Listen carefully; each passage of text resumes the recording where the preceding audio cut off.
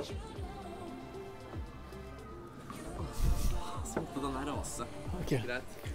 Okay, so we are at a cafe and we have been doing some shooting around in Oslo. So we thought we could make another travel tip video, and this time it's about Dubai.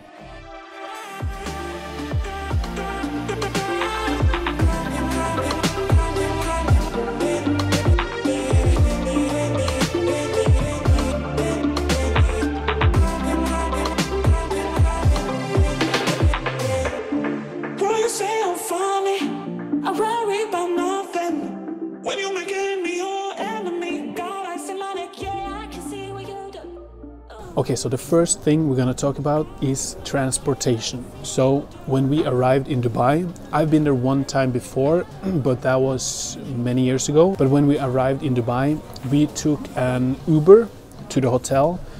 It was not too far, and we thought that Uber would be the easiest way to get a ride to the hotel. Then we knew the price and we could pay without having cash. Later on we realized that it actually was better to take a taxi. The reason for that was because it was pretty much half the price as an Uber. Normally it's cheaper to take an Uber than a taxi, but in Dubai we actually realized that it was cheaper to take a taxi. And another thing you need to know, especially for us that were out shooting the whole day, we were taking Ubers and taxis wherever we went. I even I booked us a hotel pretty close to Dubai Mall and Burj Khalifa because we knew that we would be a lot in that area. But even though I thought we could walk from the hotel to the mall, it was way too far and we had to take a taxi every time we went over to Burj Khalifa or to the mall. And yeah, pretty much wherever you go, you can't really walk. But there's not much of public transportation there. You do have a metro system, but the buses and everything, we didn't really want to get into that, and there's a lot of big distances. So we always took a taxi. They didn't always take credit card, but we tried to always book one with credit card. So taxis and Ubers are going to be really important. Other than that, they do have a public transportation system, but it's not that good.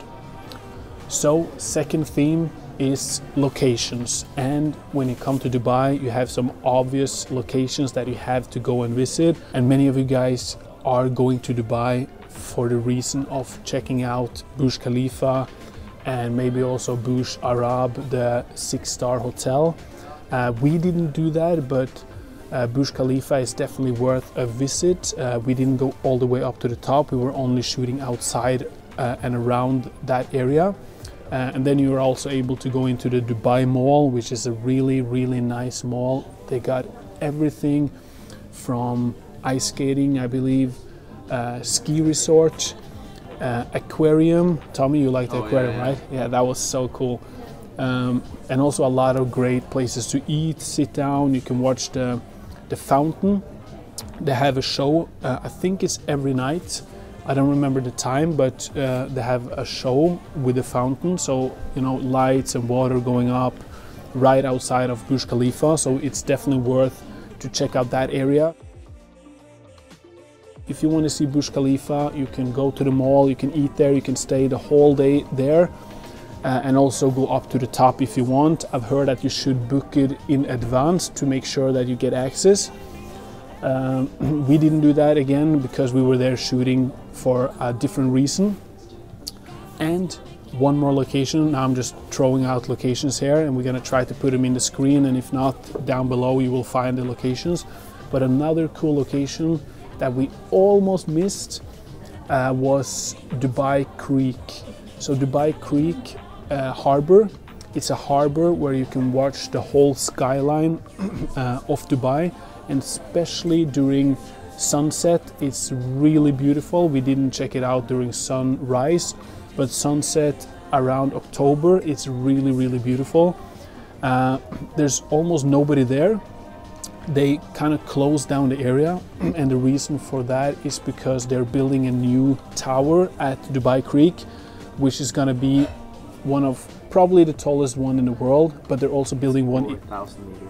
Yeah, and they're building one in Jeddah as well, in Saudi Arabia. That is going to be taller, but this is going to at least. Oh, are you okay? Yeah. Sorry. Almost dropped the camera. Okay, I'll take some coffee. Yeah, coffee break. But the new building is going to be super tall. They don't have a name for it, but because of that and the construction, there's not that many people down at the harbor.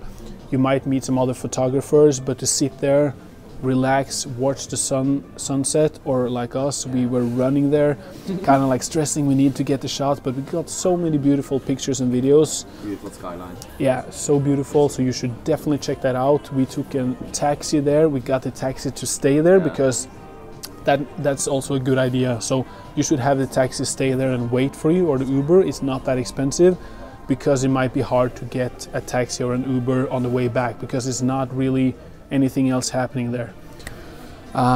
You also got some really nice, beautiful areas around Dubai. 1 hour with a bus to Abu Dhabi. Yeah, we're going to talk about that as well. So you should go to Abu Dhabi if you have the chance. We were only in Dubai for 3 days. One of them, we used to go to Abu Dhabi to check out the mosque. And the name of the mosque is, I need to check, Sheikh Zayed Grand Mosque. Sheikh Zayed Grand Mosque. So I'm probably saying that wrong, but it's a beautiful mosque. It was a lot of other beautiful things in Abu Dhabi? Abu Dhabi? Yeah. Yeah, it was Abu Dhabi. Yeah.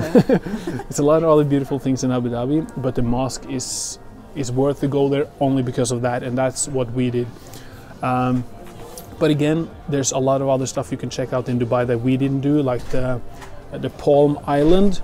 To get a view over that, you should maybe take a helicopter ride, or maybe you can see it from Burj Khalifa. I'm actually not sure, but yeah, so the Palm Island. And also, if you have the chance, we did this in Abu Dhabi a little later on, to go out in the desert. You can do that as well in Dubai, to go out on these four-wheelers, ATVs, or just by car, drive out there to experience the desert. It's something you have to do.